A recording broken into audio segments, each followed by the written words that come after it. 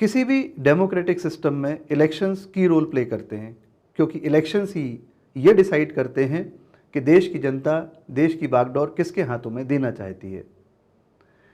Election से पहले बहुत सारे काम हम देखते हैं कि इलेक्शन कमीशन के द्वारा किए जाते हैं, जैसे कि इलेक्शन की डेट डिक्लेयर करना, इलेक्टोरल रोल्स की प्रिपरेशन करना, कॉन्स्टिट्यूएंसीज का डिलिमिटेशन करना, पार्टीज़ को सिंबल्स अलॉट करना, पार्टीज़ को रिकग्निशन देना, एटसेट्रा एटसेट्रा।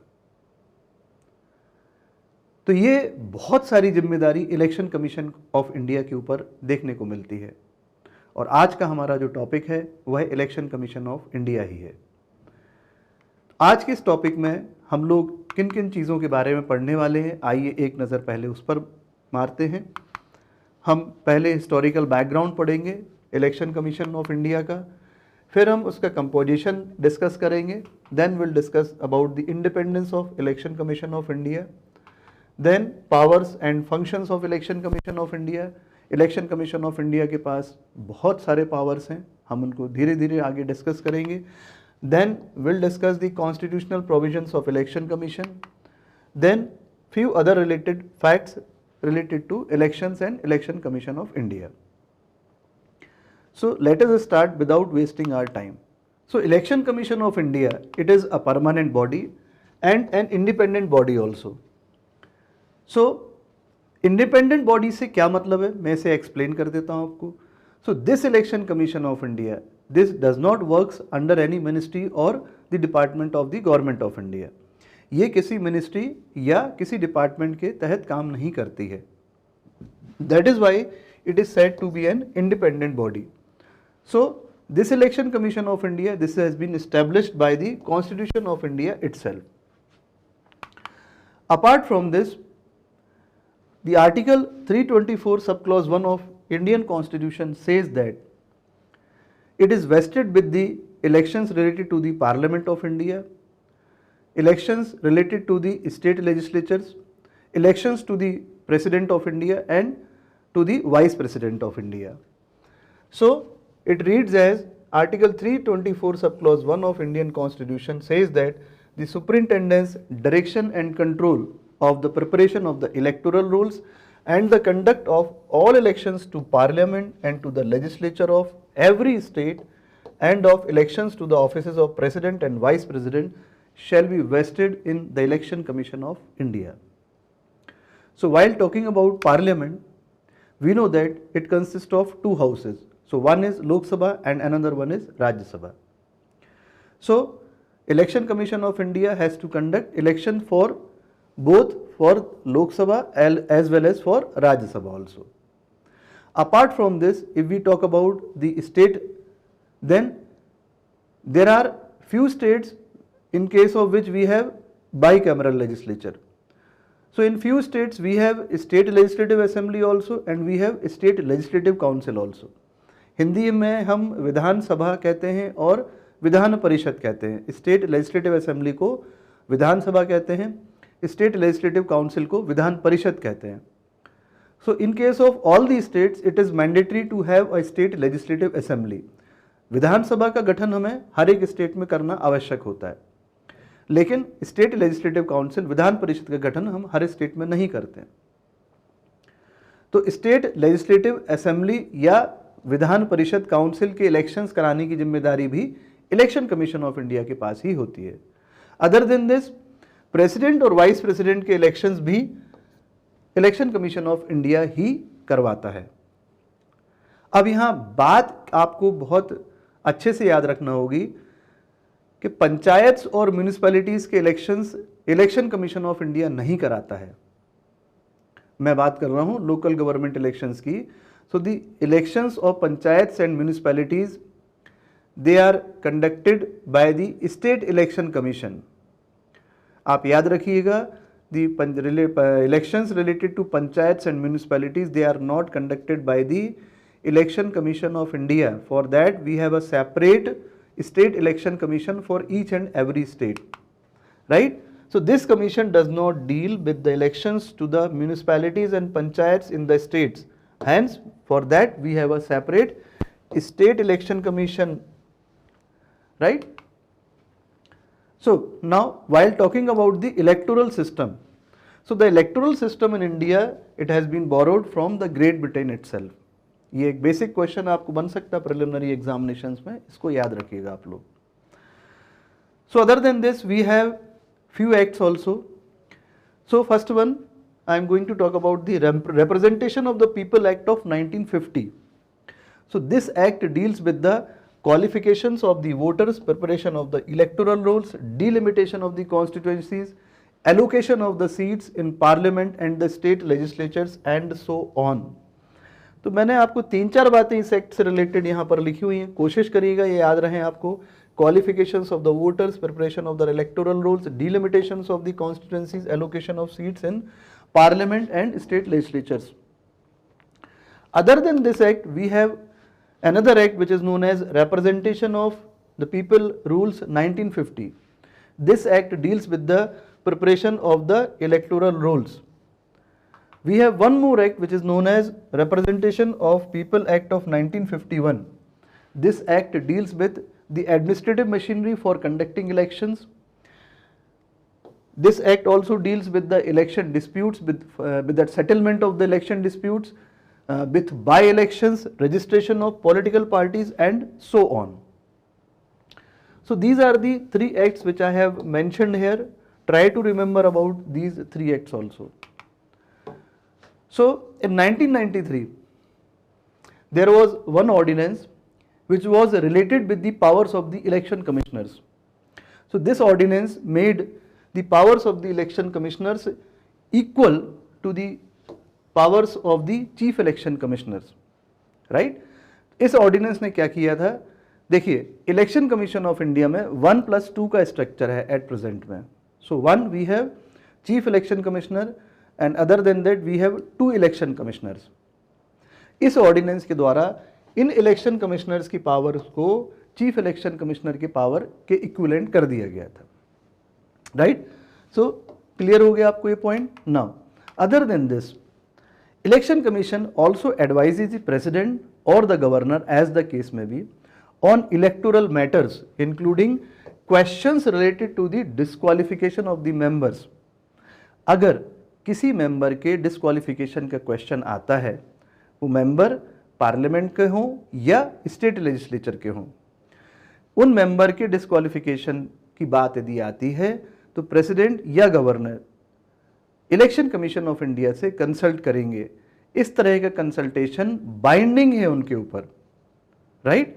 तो ये क्वेश्चन पूछ लिया जाता है कि when there is any question of disqualification of members of parliament और state legislature, then the president और गवर्नर शैल कंसल्ट. तो आपको वहाँ क्या लगा के आना होगा, क्या टिक करके आना होगा, इलेक्शन कमीशन ऑफ इंडिया. आपको ऑप्शंस में यूपीएससी, फाइनेंस कमीशन, इस तरह के और ऑप्शंस देखने को मिलेंगे वहाँ पर.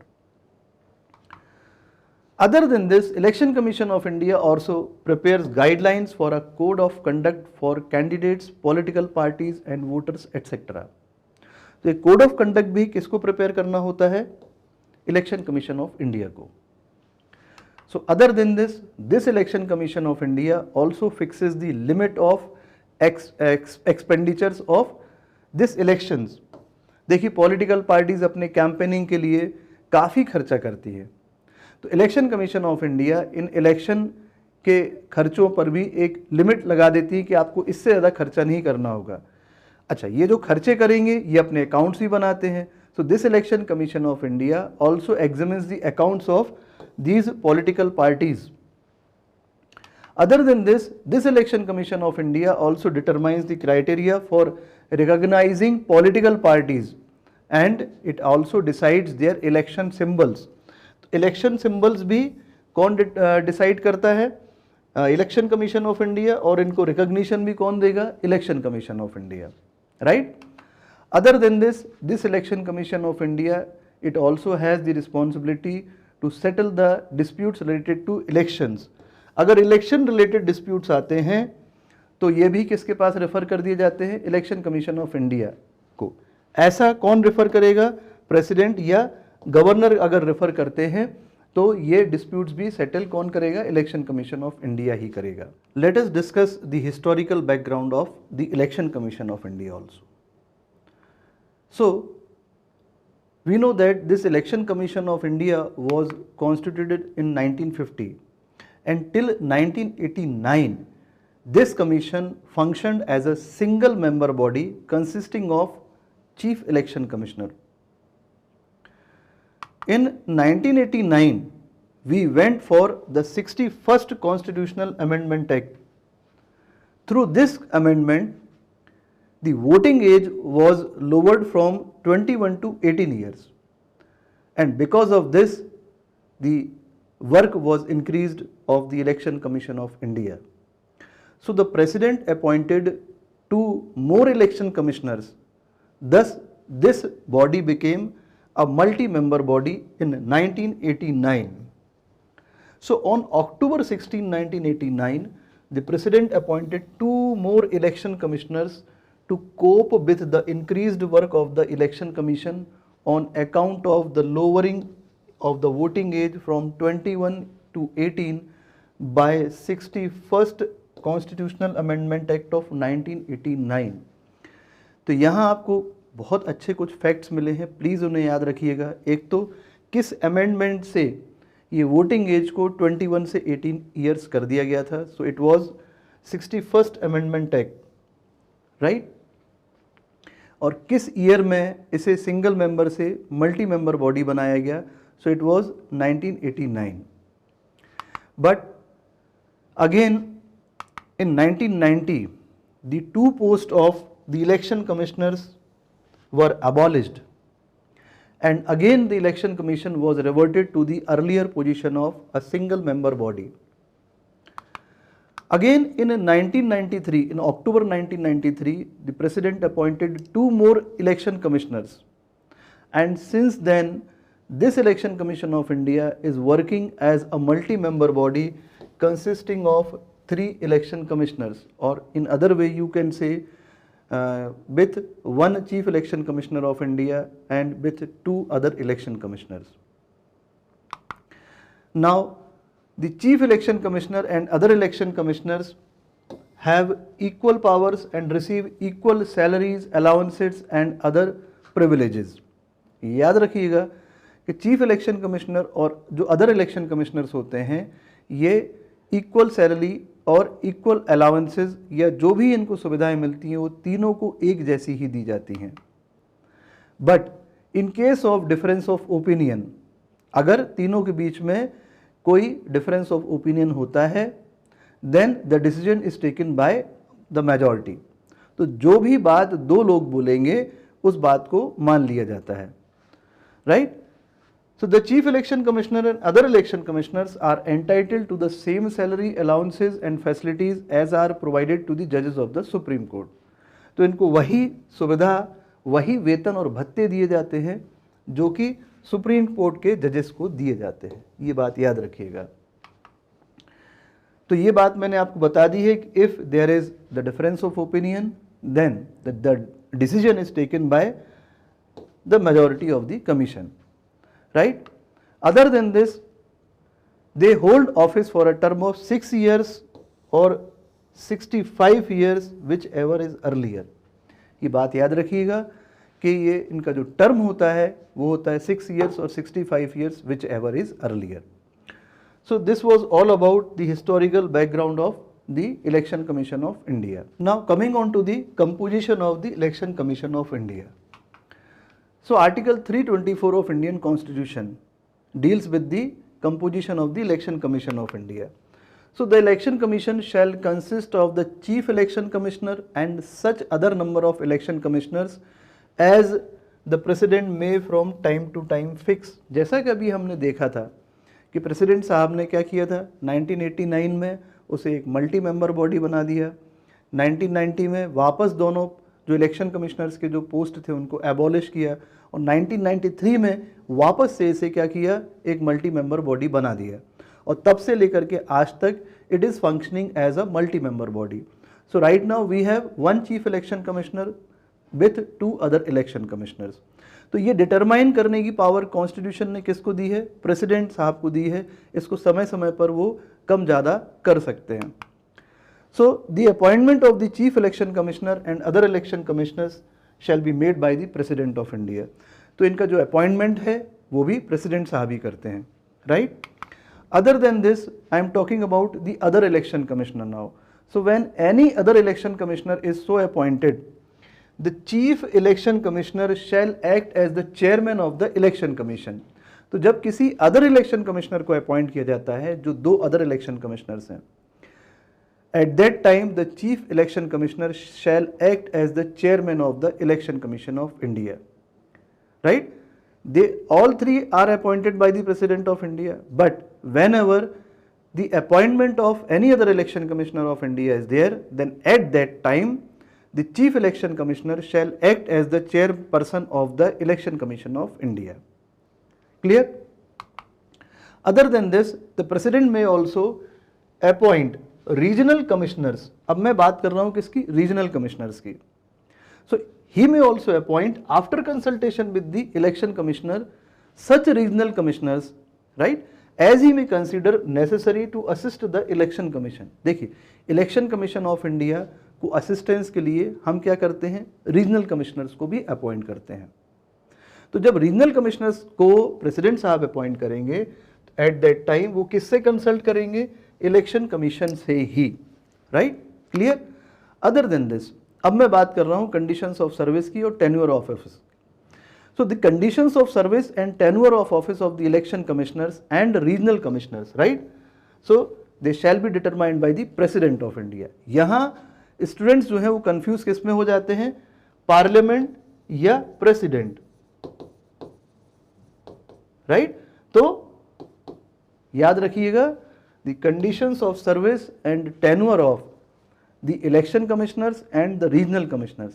याद रखिएगा, यहाँ regional commissioners को भी मैं emphasize कर रहा हूँ, that shall be determined by the president of India itself. Now the independence of election commission of India.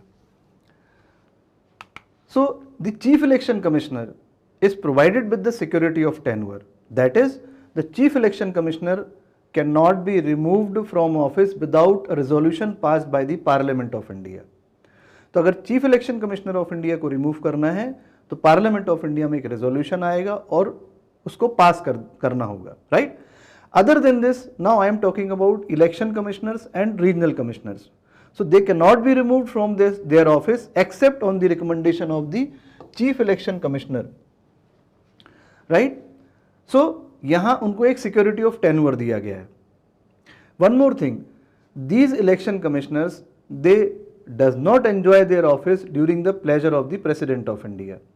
जैसा कि अटॉर्नी जनरल ऑफ इंडिया के केस में हम लोग पढ़ते हैं कि attorney general of India enjoys his office during the pleasure of the president of India. इसका मतलब ये होता है कि राष्ट्रपति जी जब तक चाहेंगे उन्हें तब तक उन्हें उनके पद पर रखेंगे. तो यहां इलेक्शन कमीशन ऑफ इंडिया में ऐसा नहीं है, right? So now I am going to talk about salary and allowances and service conditions. So their salary allowances and service conditions cannot be changed to their disadvantage during the tenure of their office. ऐसा नहीं है कि उनके term के दौरान उनकी salaries को या उनके कंडीशंस ऑफ सर्विस को, ठीक है ना, उनके डिसएडवांटेज के अकॉर्डिंग उनको बदल दिया जाए या उनको उससे कुछ नुकसान हो रहा हो. Even its salaries, allowances and pensions, they are charged upon the consolidated fund of India. इनको जो सैलरी अलाउंसेस मिलते हैं ये CFI पर चार्ज होते हैं, ये CFI पर भारित व्यय होता है, right? So the appointment of election commission is not according to the pleasure of the president of India and can not be removed from office except on the recommendation of the chief election commissioner. ये बात मैं आपको पहले ही बता चुका हूँ. Now these election commissioners, या पहले मैं बात करता हूँ चीफ इलेक्शन कमिश्नर की. So they are placed at the rank of the जज of the Supreme Court of India. कुछ हमें कमियां भी देखने को मिली इलेक्शन कमीशन ऑफ इंडिया से रिलेटेड हमारे कॉन्स्टिट्यूशन में, जैसे the constitution has not prescribed the qualifications of the members of the election commission of India, right? चाहे वो एजुकेशनल या एडमिनिस्ट्रेटिव या कोई भी जुडिशियल क्वालिफिकेशंस होती. तो कॉन्स्टिट्यूशन ऑफ इंडिया में इलेक्शन कमीशन के मेंबर्स की या इलेक्शन कमिश्नर्स की किसी भी तरह की कोई क्वालिफिकेशंस प्रिस्क्राइब नहीं है। Constitution has not specified the term of the members also, है ना। Apart from this they are not debarred for any further appointment by the government of India, है ना। जैसा कि हमने सीएजी में पढ़ा था कि after completing his term he is not eligible for any further appointment to any office of the government of India. So the constitution has not debarred the retiring election commissioners from any further appointment by the government of India. तो ये कुछ यहाँ flaws भी देखने को मिलते हैं हमको इलेक्शन कमीशन ऑफ इंडिया से related. Now coming on to the powers and functions of the election commission of India. So this election commission of India has to determine the electoral constituencies, territorial areas throughout the country on the basis of the Delimitation Commission Act of Parliament। तो इसकी चर्चा मैं आपसे थोड़ी देर पहले भी कर चुका हूँ कि डिलिमिटेशन एक्ट जो होता है पार्लियामेंट का, उसके तहत जो है इलेक्टोरल कॉन्स्टिट्यूंसीज को डिटरमाइन करना होता है, और ये काम भी किसके द्वारा किया जाता है, इलेक्शन कमीशन ऑफ इंडिया के द्वारा किया जाता है। Other than this, the election commission of India is also suppose to prepare and periodically revise electoral rolls and register all eligible voters. तो जो भी 18 ईयर्स प्लस जो भी भारत के नागरिक हैं उनको रजिस्टर करना, और जो भी इलेक्टोरल रोल्स थे उनको रिवाइज करना, समय समय पर उनको पीरियडिकली रिवाइज करना, ये भी इलेक्शन कमीशन ऑफ इंडिया की ही जिम्मेदारी होती है। Other than this, it has also to notify the schedules and dates of elections. तो कौन सी डेट को कौन से चुनाव होंगे, है ना, लोकसभा चुनाव होने हैं या राज्यसभा चुनाव होने, तो उन डेट्स को नोटिफाई करना। And scrutinising the nomination papers, तो जो भी कैंडिडेट्स चुनाव में खड़े होना चाहते हैं उनके नॉमिनेशन पेपर्स को स्क्रूटनाइज करना, ये भी किसकी पावर, किसके फंक्शन है, इलेक्शन कमीशन ऑफ इंडिया का। Other than this, the election commission of India has also to grant recognition to various political parties and allocating them election symbols. Political parties को recognise करना और उन्हें election symbols provide करना, ये भी election commission of India की ही जिम्मेदारी होती है। Apart from this, it is also suppose to act as a court to settle disputes related to the elections, right, और related to the granting of recognition to the political parties etcetera. Election Commission of India is also supposed to appoint officers for inquiring into disputes concerning electoral arrangements. It is also supposed to determine the code of conduct to be followed by the political parties and candidates during election commission. Other than this, it is also supposed to prepare a program for publicizing the policies of all the political parties on various media like TV, radio, etc. Now let us discuss the powers and functions of the Election Commission of India also. So the Election Commission of India has to determine the electoral constituencies on the basis of the Delimitation Act of Parliament. तो हमारे पास एक delimitation act है parliament के द्वारा बनाया हुआ, उसके आधार पर कॉन्स्टिट्यूएंसीज को डिटरमाइन करने की जिम्मेदारी भी किसके पास है, इलेक्शन कमीशन ऑफ इंडिया के पास है। Other than this, it is also suppose to prepare and periodically revise the electoral rolls, and it is also supposed to register all eligible voters also. तो जो भी एलिजिबल वोटर्स हैं जो कि 18 years plus हैं, जो भारत के नागरिक हैं, साउंड माइंड के हैं, उनको रजिस्टर करना, और जो इलेक्टोरल रोल्स होते हैं उनको पीरियडिकली रिवाइज करना, ये काम भी किसके पास होता है, इलेक्शन कमीशन ऑफ इंडिया के पास। Other than this, the election commission of India is also suppose to notify the dates and schedules of the elections. कौन सी डेट को कौन से चुनाव होने हैं, लोकसभा के, विधानसभा के, राष्ट्रपति जी के, उपराष्ट्रपति जी के, तो ये डेट्स को नोटिफाई करने का जिम्मेदारी भी किसको दिया हुआ, इलेक्शन कमीशन ऑफ इंडिया को। इसके अलावा जो भी कैंडिडेट्स खड़े होते हैं, they are suppose to fill the nomination papers also. इन नॉमिनेशन पेपर्स का स्क्रूटिनाइजिंग की जिम्मेदारी भी किसको दी हुई है, इलेक्शन कमीशन ऑफ इंडिया को। Other than this, recognition of political parties या इलेक्शन सिंबल्स को अलॉट करना, ये जिम्मेदारी भी इलेक्शन कमीशन ऑफ इंडिया के ही पास है। So granting recognition to various political parties and allocating them election symbols. Other than this, so this commission also acts as a court to settle disputes concerning the granting of recognition to political parties and allocating symbols to the parties. तो अगर इस तरह का कोई dispute आता है recognition of political parties से या सिंबल से रिलेटेड, तो उसमें इलेक्शन कमीशन ऑफ इंडिया एक कोर्ट की तरह भी काम करता है. Other than this, it can also appoint officers for inquiring into disputes concerning electoral arrangements, right. So आपने कोड ऑफ कंडक्ट के बारे में भी सुना ही होगा. सो ये भी उनका एक फंक्शन है, एक काम है, determining the code of conduct to be followed by the political parties and candidates during elections. Other than this, it is also supposed to prepare a program for publicizing the policies of all the political parties on various media like TV, radio, etc. तो policies भी बनाना है किस पर, कि किस तरह से उनको अपना कैंपेनिंग करना है, जो भी अलग अलग मीडिया है हमारे पास, टाइप्स ऑफ मीडिया हैं, राइट. अदर देन दिस, अगर कोई क्वेश्चन अराइज होता है पोल्स को कैंसिल करने के लिए, अगर कहीं बूथ कैप्चरिंग या रिगिंग हुआ या कहीं वायलेंस हुआ है, so cancelling polls in case of booth capturing, rigging, violence and other irregularities.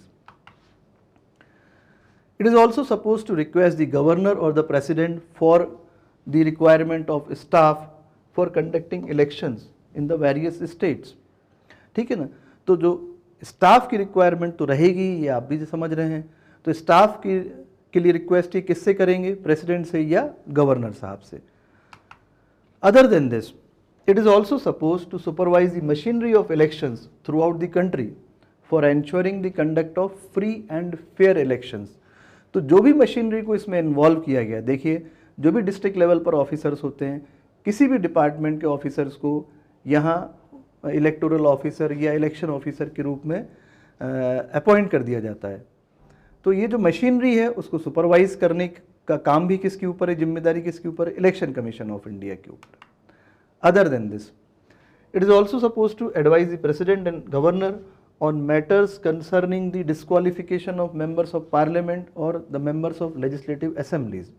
ये बात मैं पहले भी बता चुका हूँ आपको कि यदि किसी मेंबर ऑफ पार्लियामेंट या member of state legislative assembly के डिस्क्वालिफिकेशन की बात आती है, तो in that case the president और governor has to consult the Election Commission of India, and this type of consultation is binding on them. Other than this, it has to advise the president whether the elections can be held or not in a state under president's rule. Article 356 के तहत किसी state में यदि president rule लगा हुआ है तो election commission of India ही ये सर्टिफाई करेगा कि उस स्टेट में इलेक्शंस करवाए जा सकते हैं अथवा नहीं. अगर वहाँ की लॉ एंड ऑर्डर की स्थिति अच्छी है तो इलेक्शन कमीशन ऑफ इंडिया ये सर्टिफाई कर देगा कि yes we can conduct the elections for the particular state legislative assembly. तो फिर इलेक्शंस होंगे आगे, right. It is also suppose to advise the president on matters relating to the disqualification of members of parliament. चलिए ये point फिर से आ गया, मैं डिस्कस कर चुका था. So now coming on to the removal process of the Chief Election Commissioner of India.